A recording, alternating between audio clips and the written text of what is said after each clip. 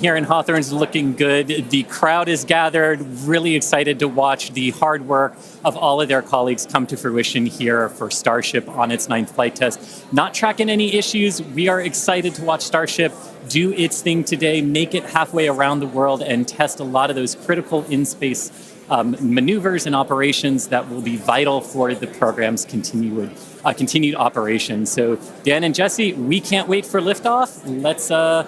Let's have a good flight today. Thanks, Chris. Now, if you're just now joining us, where have you been? But we're glad that you're joining us now. We are at T-minus just under 6 minutes until liftoff of the 9th Starship test flight.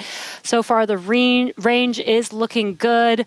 All the airspace and trajectory area that we are going to be launching through is looking good for our test flight today. Weather has been great. It was a little rainy and windy this morning, but it cleared up. It looks beautiful here in Starbase, and propellant loading continues on both stages. All right, yeah, it is continuing. We're a little over 90% full on our booster. We are pretty much full in the main tanks on ship, filling up those header tanks.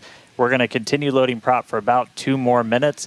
Once we're done with that, you've got just under 11 million pounds of liquid propellant spread across those 2 stages. After we get through all of that prop load, our stage 0 will get ready. The ground systems will go through pushbacks, clearing all of those fluid feed lines back to the propellant farm, getting ready for launch. We did just see they did a flap wiggle check, so the final flap check on the ship. We're doing final alignments of the guidance, navigation, and control system, our thrust vector control, essentially our steering, checkouts of the flight safety system. So everything progressing right now. If we do need to hold, that can come at T-minus 40 seconds. That's a point built into the countdown where we can pause to wait for any final checkouts, pressurizations, anything that we need to complete. We can hold there. We will only hold there if we're tracking an issue. We're not currently tracking anything that will hold us at T-minus 40 seconds. But if you've seen a Starship launch before, they can happen. We can push through them and then launch that day still. Exactly. But when we do pass through T-minus 40 seconds, a number of events will occur in rapid succession. The ground spin and ignition systems come up to flight pressure, ship goes to internal power, and then after that, the quick disconnect or QD, arm lockout is removed in preparation for retraction just shortly after T-minus 0. And once we pass T-minus 40 seconds, we do still have the ability to recycle the count under certain conditions back to T-minus 40 seconds, and then hold there to assess what happened and see if we can proceed again back down to T0. Yeah. There are a couple of things, kind of gates in that timeline that if we pass through that and we hit a hold, we'd have to scrub for the day. One pretty visual one will be if the water starts flowing for that deflector system that's underneath the launch mount. That happens right at around T-minus 10 seconds. For flowing water, we can't turn it off after it starts, and if we hit a hold, we're scrubbed for the day. We would need to refill those water tanks. We would also at that point need to refill all of the propellant tanks, as 11 million pounds of propellant is a whole lot. We can typically do that in about 24 hours, so we can always turn around to try again tomorrow. But we are coming up on 3 minutes away from liftoff. We should be hearing that we're closed out of prop load on the ship at this point. Booster coming up shortly. And wow, the weather just looks amazing there with Starship on the launch pad. Just about 2 minutes and 45 seconds from T0 with a lot of objectives for today. The booster, the Superheavy booster flying today, will be flying for its 2nd time. Last flight was on Flight 7 and just turned around in 2 flights, which is pretty incredible. I'm super excited to see that booster fly again. All right, we did just hear we are going to hold at T-minus 40 seconds. So we'll pass along some more information once we hear that reason. But again, that's not the end of the day. We can hold at T-minus 40 seconds for quite a few minutes. We eventually have to start looking at our temperature of all of our propellant on board. That's usually what drives us to, if we've held too long, we have to stand down for the day. So we are expecting a hold at T-minus 40 seconds. Sounds like we're going to be doing some additional checkouts on the booster Raptor while we're at that T-minus 40 second mark. So we will expect to see the clock pause at T-minus 40. And then again, we've got a couple of minutes. They can work through the issues. If we're able to clear them, we can still launch today. If it's something that we can't, we can always stand down, turn around, recycle, fly again tomorrow. Again, that's really important. This is what terminal count is exactly for, is to be checking the vehicle, monitoring the vehicle systems as it makes its way down to T0. And again, this gives us the ability to catch anything and be able to hold, as Dan has been saying, and recycle if we need to, or pause so that we can work through those issues and see if it's something that we need to stand down for. And as Dan mentioned, we will be holding at T-minus 40 seconds, so in about 20 seconds from now. Yeah, so we'll hold there, and they'll work through these final checkouts on, sounds like just one of those Raptors on the first stage on Superheavy, which, as you said, we're reflying it for the first time. 29 of those 33 engines have already been used in a launch, one of which has already launched Twice, and we'll go for and its is getting ready for its third time. Right. And you just heard our flight director for the day, Joe Sliker. He just shared that we are going to hold at this T-minus 40 second mark. Keep an eye on one of those Raptor engines on booster.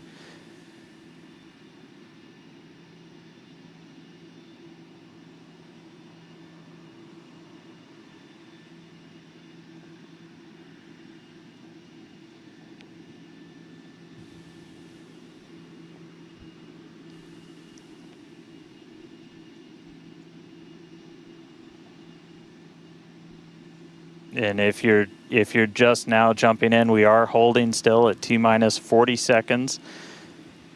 Watching one engine, waiting for temperatures to kind of get to a zone that we want them to on one of the engines on the booster, on the Superheavy booster, getting ready for its second ever flight.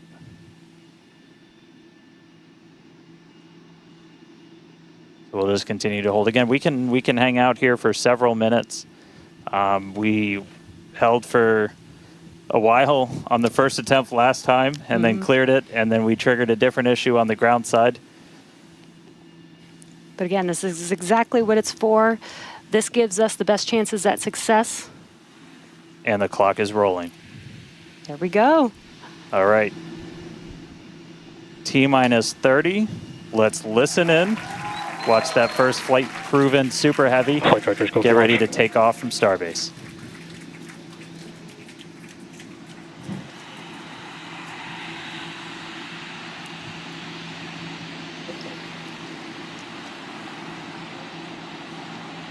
T-minus. Delta 1. Hit hold.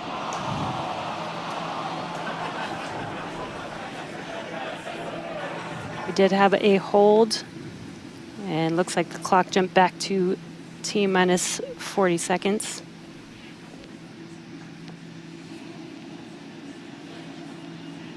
All right, so yep, we jumped out. I did not see the deflector go off.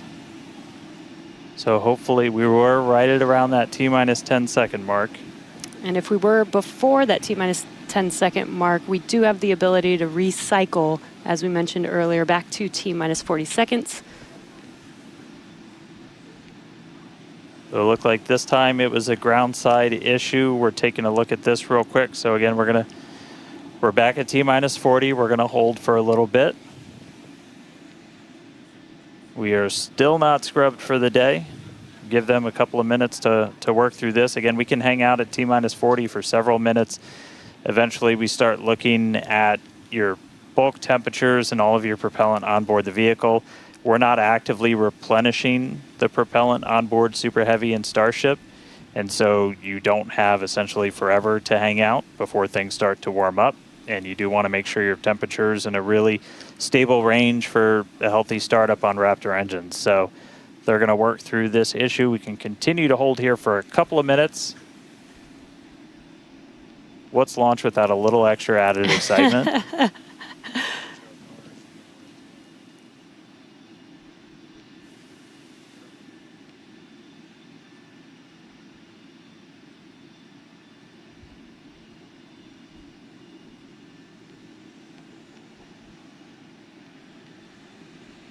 All right, so cumulatively, we've held for a little over 3 minutes between the two holds.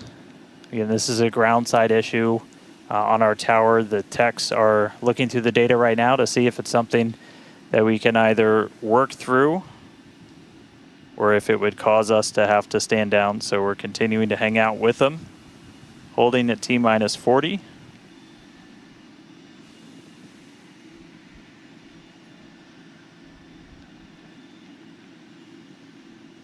If you're just joining us, we did initially hold at T-minus 40 seconds. We continued the count, but recycled before we got to T-minus 10 seconds.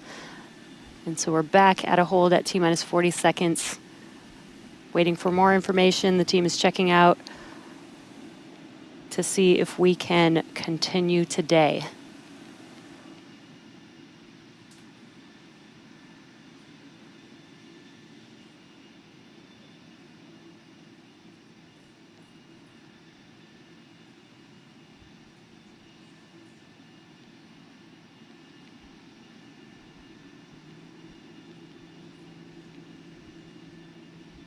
And we're continuing to hold here at T-minus 40 seconds. We've been holding for just about 5 minutes now as the teams evaluate if we can continue to T0 for Flight 9.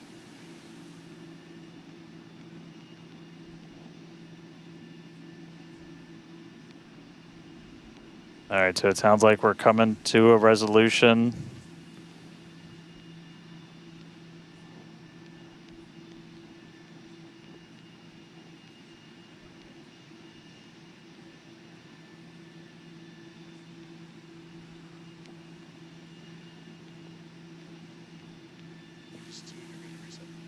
All right, so we are getting to a resolution. We're going to reset everything.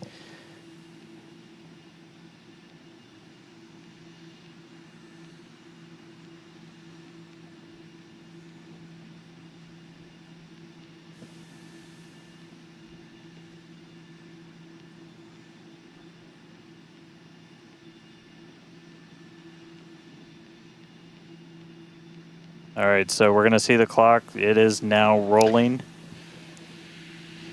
Here we go. We saw an issue with that quick disconnect to the ship. There is a chance that automation will kick us out again if we encounter the same issue. But for now, the clock is rolling. We'll see if we pass around that T-minus 10 second mark.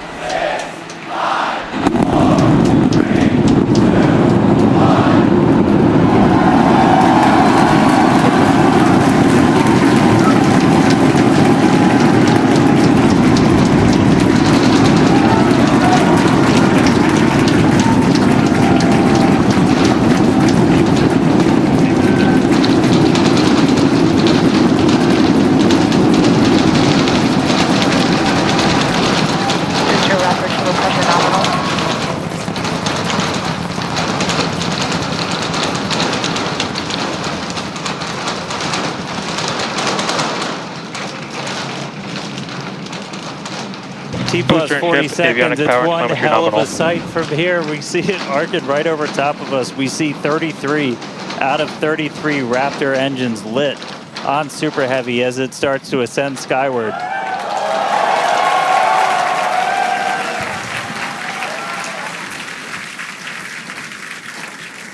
Coming up on maximum aerodynamic pressure, then only about a minute and a half until we get into hot staging. Wow, Dan, that was incredible. We could feel the building shaking here, feel the vehicle's power. Now we're just about a minute away from shutting down those engines on the booster. Again, this booster is flying for its second time today. All right, so hot staging coming up a little under a minute. We're going to see all but the 3 center engines turn off on the booster. So our version of MECO, most engines cut off. And then just a few seconds later, hoping to see 6 engines ignite on ship to push it away.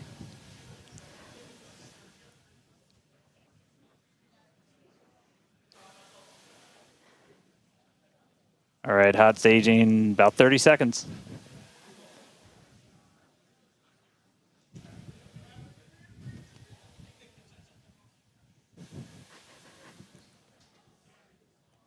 And definitely keep an eye on which way the booster flips. First ever directional flip we're going for today. Should flip straight up.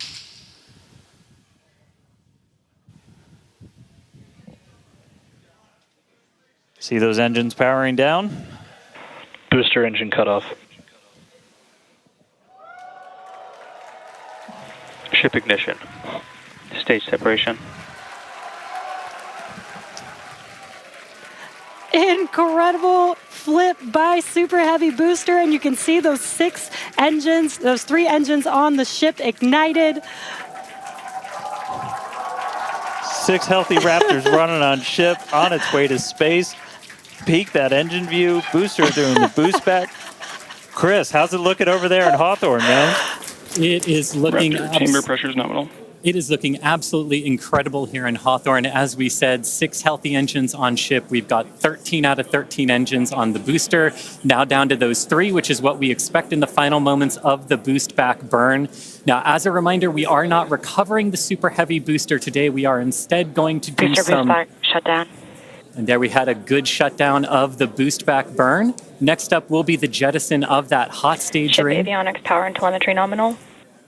Great call out there that everything looking nominal aboard the Super Heavy vehicle, which is returning to Earth, and we're going to be doing some experiments with it, including a higher angle of attack re-entry, as well as some engine tests as it gets closer to the Gulf. We are, again, because of these tests not recovering it, we are sending it to the Gulf on purpose to do those tests. But again, you see the booster on the left-hand side of your screen. You see ship with 6 healthy engines continuing its ascent to its planned suborbital trajectory.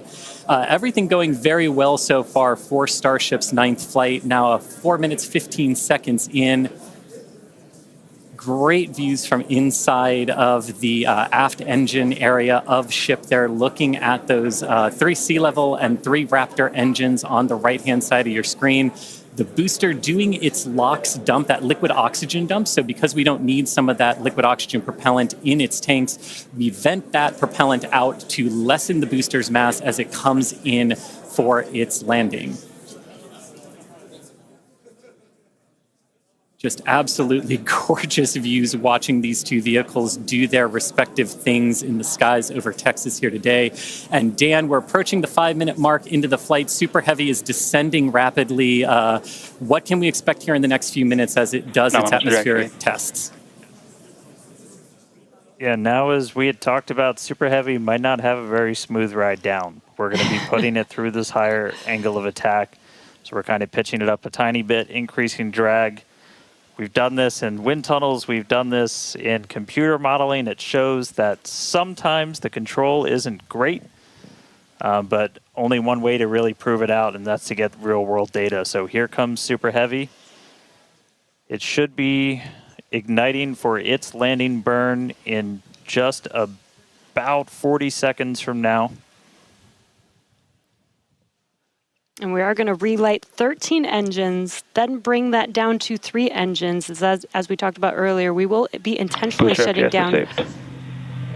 We will be shutting down one of those 3 center engines intentionally to push the limits of the Super Heavy booster. Ship Raptor, chamber pressure is nominal. And continuing to see 6 healthy engines on the ship. 3 sea level and 3 vacuum engines still ignited as the Super Heavy booster is making its way back down to Earth. We can see those grid fins doing some heavy work. Booster landing startup. Ignited for our landing burn.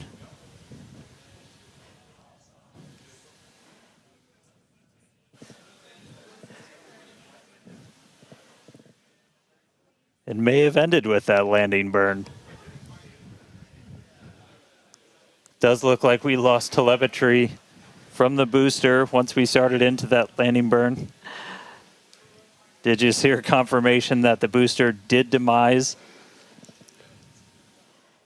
So the booster's flight ending before it was able to get through landing burn, but again, we are not bringing that back. We were expecting it to make a hard splashdown in the Gulf. We were getting live data back the entire time through that high angle of attack flight, so that was something that was really vital for us to get during this reuse. First reflight of booster in the books.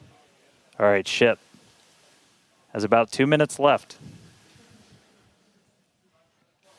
Yeah, in about 2 minutes, we expect all 6 Raptor engines to shut down. That will be SECO, basically second engine or second stage engine shut off.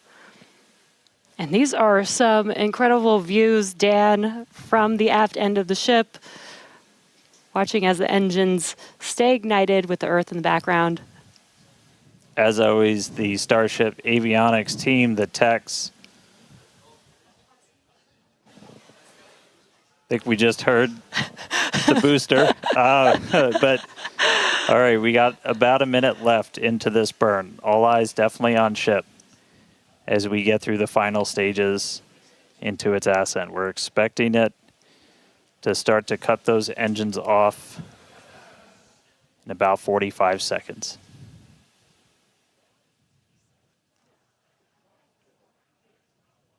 Terminal guidance.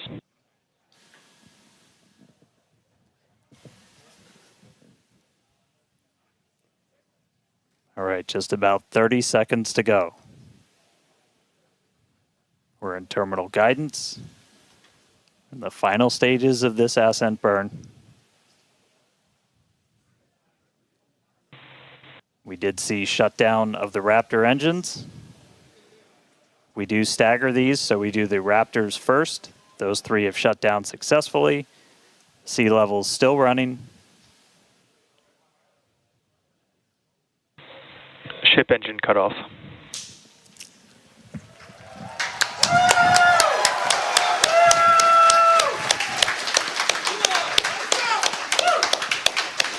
Ship engine cut off, the 3 most beautiful words in the English language. And great call out that we had nominal insertion.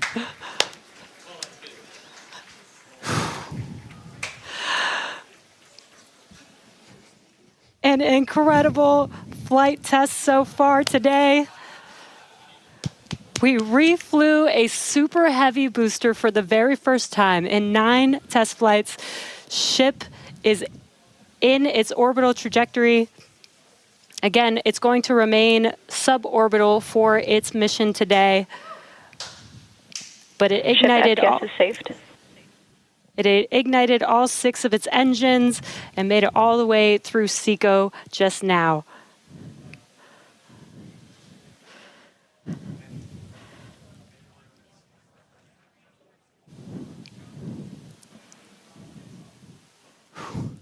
What a moment.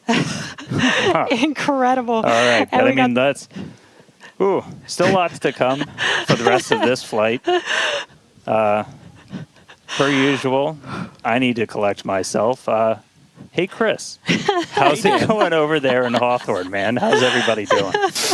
I think the elation and the excitement and the happiness at what we just saw achieved carried through across all of our sites. What an incredible view to see Starship back orbiting the Earth just under 11 minutes into our mission. Absolutely exciting to see all of this, and super pumped especially to see all of the team's hard work in action here today. As guaranteed, it has been an exciting evening so far for Starship's 9th test flight. We lifted off a little bit after 6:30 p.m. after a couple of holds that were triggered at the T-minus 40-second mark, but we were able to clear those, one on the Raptor, one on the tower, and we were able to lift off successfully from Starbase. 33 out of 33 Raptor engines lit on the Superheavy, all 6 engines lit on ship, bringing it to its planned suborbital trajectory around Earth. But as Dan said, we've got a lot still coming up in our flight sequence. So coming up at about T plus 18 minutes, 26 seconds, we'll have the first deployment of simulated Starlink satellites planned from Starship. That will be followed at about T plus 37 minutes and 49 seconds by the relight of a single Raptor sea level engine in space. This is going to help us gather data on our ability to do a deorbit burn for future Starship missions that will go orbital. And then, of course, one of the biggest tests yet to come is the new heat shield modifications to Starship. And that'll start with reentry into Earth's atmosphere at about the T plus 45 minute mark, which should take about 16, 18 minutes to complete. And now today's reentry is going to test that heat shield like we said, specifically how Starship will hold up to 100 missing heat shield tiles on its thermal protection system. Now, we purposely took those 100 tiles off over very critical areas of the vehicle to be able to safely test on a flight like this suborbital trajectory into the Indian Ocean what might happen on an operational flight in those areas if we were to lose the primary heat shield tile over Starship. So very critical test coming up. And then after that, we'll have the final descent where we will again be pushing Starship to its limits. We definitely pushed the booster to its limits today to gather data, and we're going to be doing the exact same thing on that ship, seeing how the ship handles various flight conditions that we will need it to fly in as we look to one day soon bring ships back to Starbase for catch and reuse. Now, while there are payload simulators on Starship for deployment today, as we will see in a few minutes, the primary data and the primary payload for today is the data. And today, just like with Starship's previous test flights, that data is coming to us courtesy of our Starlink network. In fact, it is from Starlink that you are seeing these wonderful views of ship in space right now. So, and I can't wait to see Starlink really provide those epic views and that data transmission during reentry, which is very, very critical to getting that data during reentry. So, Dan and Jesse, it's been an exciting day so far. There's more to come. As we get ready for Starship's first ever payload deploy, what can we expect next year in the next few minutes? Thanks, Chris. Just going to reiterate, thank you to the Starlink team for these incredible views today. In a few minutes, Starship will deploy 8 Starlink simulators, similar in size to our next generation Starlink satellites. The Starlink simulators will be on the same suborbital trajectory as Starship, meaning they will passively re-enter the atmosphere, just like Starship.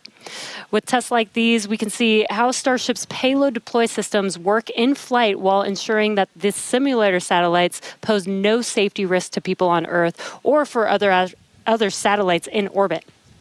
Now, this also ensures that any parts of these simulator Starlink satellites that do survive reentry splash down harmlessly in the middle of the Indian Ocean.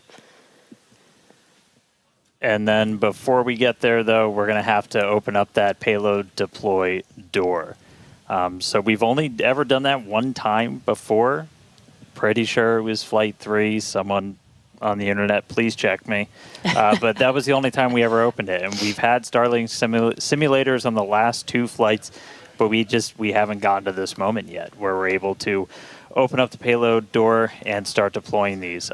It's going to be pretty cool. We've got them stacked inside of the Starship payload bay, and we'll have potentially a couple of views. You saw one camera pop up. Oh, there we go. Look inside of the payload bay of Starship. You can see them stacked down in the middle of your view. There's kind of 4 on either side, so they're sandwiched on top of each other, a stack of 4 right behind each other.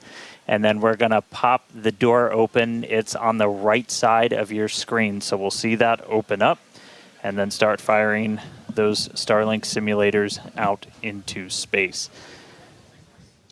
We are expecting the payload door to open in a little over a minute from now. And then once that payload door is open, about a couple minutes later is when we will start dispensing those Starlink simulators. That's what a great right view. at the bottom of the stack. So should be able to see them kind of firing out from right there. So really cool. And eventually these are going to carry dozens of the next generation of Starlink satellite into space, and those are going to enable some truly insane things in terms of speeds from space and what we're able to do. Starlink's been really great for Starship, obviously. Getting live video back is really cool, but just the amount of high-speed telemetry, everything we're able to get back is insane. And for a development program, that's kind of everything. We're in excess of 150 130 or 160. My numbers are fuzzy right now, just like my brain is. But well in excess of 100 megabits per second of downlink. And a lot of that gets eaten up by video. We've got dozens of cameras across Starship. We added several more for this flight. You saw a couple of those as we have essentially 360 degrees. Oop. Open the pod bay door, Hal.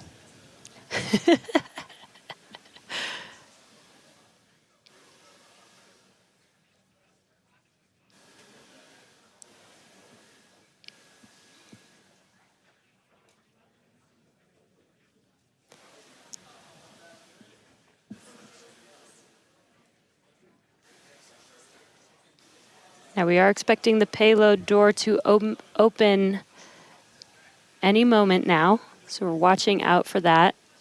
Again, you're looking at the inside of Starship as it's suborbital.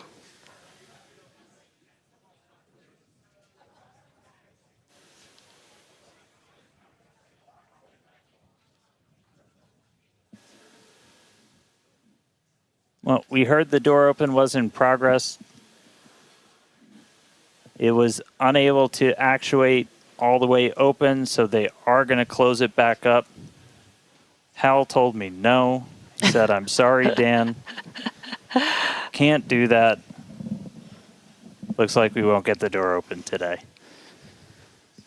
But that's okay.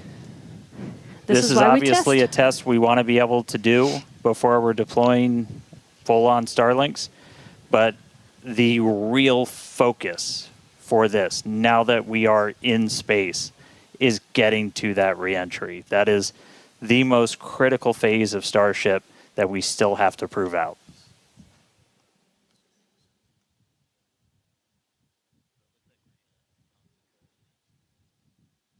All right, well, so it does look like we're not going to be able to deploy Starlinks today, but we should have pretty frequent views from Starship. They might cut in and out every once in a while, but should be pretty regular. We are in darkness right now, so might be a lot of black, but the cool part is when we get to reentry, it's going to be daytime. Yes, and we did that on purpose so that we can get some live daytime views as ship is returning back to Earth.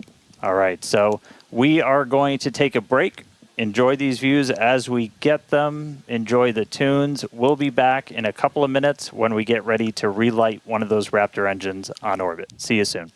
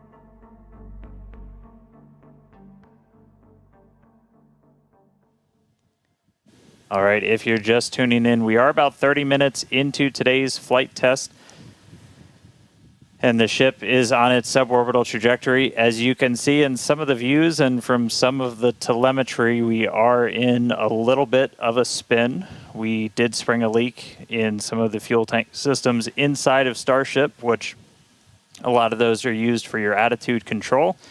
And so at this point, we've essentially lost our attitude control with Starship. We are still on a path toward re-entry. We are suborbital, so no matter what, we are going to enter. However, this lowers the chances for it to be a controlled re-entry.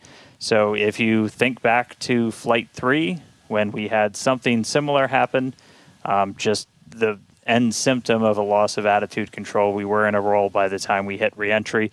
So we are going to re-enter. We should hopefully still have views. The Starlink satellites are pretty robust to still maintaining contact. We've got 4 of those terminals on the vehicle, and they're pretty robust to maintaining contact even when we are in a spin, essentially. So we should hopefully continue to keep live views. It's going to still be dark until we get a little bit closer to entry, as we are a little bit, we're coming up on Africa. I believe we do swing just to the south of that continent. And by the time we start heading out over the Indian Ocean, we'll start heading into a sunrise. So, not looking great with a lot of our on-orbit objectives for today, where we were hoping to do the PES deploy and relight an engine, and then really importantly, get into that controlled entry to really put the heat shield through the ringer. Nonetheless, Starship marching forward towards that re-entry over the Indian Ocean. So we'll continue to hang with it and give you any updates as things continue to change.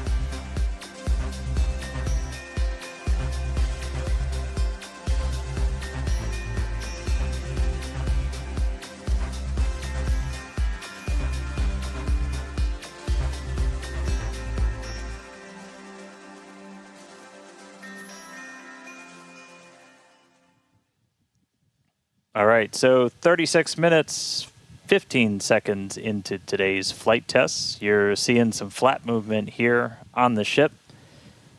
If you've been following along, we have essentially lost attitude control on the ship at this point.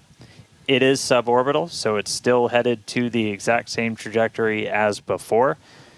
We were not able to get that payload door open and deploy those nose cones. We've been dealing with some leaks on the ship. This is also what led to that loss of attitude control. So at this point, we are kind of in a spin, and we are also going to be skipping that Raptor relight. If you've followed through the history of Starship, something similar happened, different cause, but same symptom back on Flight 3, where we weren't able to maintain attitude control in orbit. And so we're going to skip the relight of that Raptor engine while we're in space. We are going to still proceed with entry, but as we are not able to control the attitude of the ship, as we get into entry, it will enter in whatever orientation it is in at the time, which does not bode well for the ship's heat shield, as we're not going to be essentially aligned the way that we want to do for reentry. So it is definitely coming down. It is definitely heading to the Indian Ocean, but our chances of making it all the way down are pretty slim. So we'll still get as much data as we can. We're still getting live telemetry, live views from Starlink the entire time, and we'll continue to stick with ship as it continues on. We are about 10 minutes away or so until we start getting into entry, and the light will start to pick up as we cross the Indian Ocean, and we'll start to see a little bit more daylight, and we'll, as always, as long as we maintain that comm link, get some plasma on the way in and start to bring the Starship back through the Earth's atmosphere. So that coming up in about 10 minutes or so. So we'll check back in with everybody in a little bit.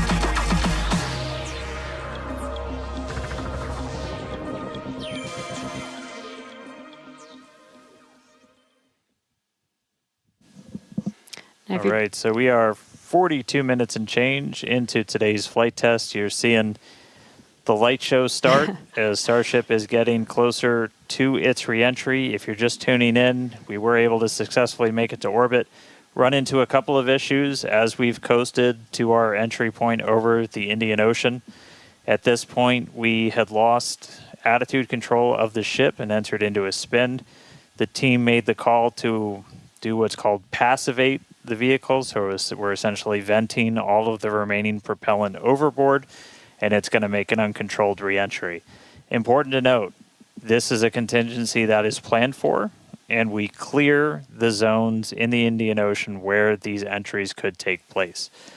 So we're not going to come down exactly where we would have had nothing happened, but we do clear a tremendous amount of space out in the Indian Ocean in the event that we run into this. We understand that there are always risks, essentially, with these flight tests, with the hardware, but we don't really accept any compromise when it comes to protecting people. And it is one thing to note is we will actually still re-enter in our planned airspace zone, which is good. That is exactly what we planned for. You know, we do plan for if something does go a little bit off nominal, that we have enough airspace cleared out for situations just like this. Yeah, re-entry is still just that really critical phase that we need to try and gather as much data, as much information as possible. Is a fully reusable heat shield has never been flown before in the history of space flight, and that's something that Starship still has to crack. And so we had a whole range of experiments on this one at this point, and we just started to lose some of our cameras, so it's very possible that we'll start to lose contact with Starship a lot sooner than we would have if it was a nominal reentry. So we are expecting it to break up essentially on its reentry over the Indian Ocean. So not able to do a lot of our on-orbit objectives today, but just the fact that we, got it into space was just a really big moment for a lot of the team. Yeah, and another thing to note is that Superheavy did fly for its second flight today. It first flew on Flight 7, and it made it all the way to our shutdown of all the engines and stage separation, getting ship into its suborbital trajectory today. It did ignite its 13 engines, but it did demise at that point. We did plan to fly it back down to Earth at a higher angle of attack, and we do expect it to stress the vehicle a lot more than what we've seen previously. So it's not unexpected that we did lose the booster before we got to the actual landing. Yeah. So we're gonna continue to hang out and see if we get any updates on ship. It does look like we might be getting some video back soon. There we go. So this is a view essentially on the top part of Starship. You're looking up at the payload bay and towards the nose cone. So views are going to be a little bit scarce potentially, as again we are in essentially a tumble. We had lost that attitude control. So Starlink, when it's able to connect, able to feed this down. We are at the phase where we would expect entry to start within the next minute or so. So we are entering uncontrolled, but again, we're entering into an airspace and a sea space that is cleared and monitored in advance of launch and before we get to this phase. And with the views that we are able to see, you are seeing a lot of that plasma build up. During reentry, we do expect the vehicle to see about 1400 degrees Celsius, and there you can see the flap feeling that temperature there, a little bit melting away. But as we expected with the spinning of the vehicle, we are no longer controlling the attitude of the vehicle. So this is now, at this point in the test flight, it is expected to see it begin to demise a little bit on its way back down to Earth. Yeah, and so we'll stick with it for as long as we're kind of getting any reach back from the ship as it starts to make this reentry. But yeah, so it's re-entering actively right now. And again, we did do what's called passivation. So you essentially vent all of your excess propellant overboard before you hit the atmosphere. That's a safety measure we can take on the ship while you still have contact with it. So that was done. It's now coming down in the predetermined hazard area that was cleared ahead of flight. Not controlled, so we're not going to get all of that reentry data that we're still really looking forward to. This is kind of a new generation of ship. It has different flaps, improved heat shield, a whole lot of things that we're really trying to really put through the ringer, as there's a whole lot we still need to learn before we get to kind of the next step that we're hoping for, which is going to be that ship going orbital and eventually coming back here for a catch. So getting through one of these fully is going to be really important. It's not going to be today, but we are just going to stick with the ship, see what else we can learn as it makes its way through the atmosphere and brings an end to the 9th flight test. So we'll stick with it.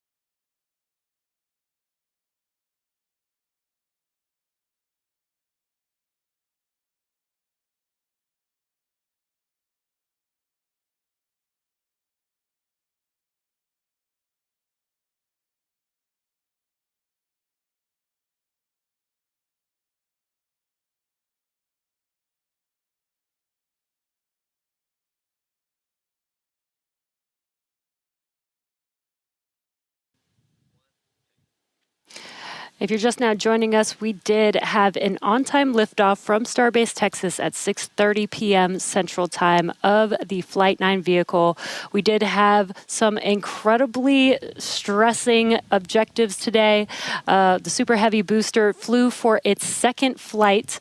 It first flew on Flight 9 and made its way to take ship all the way up to stage separation, doing its second flight ever, which is pretty incredible.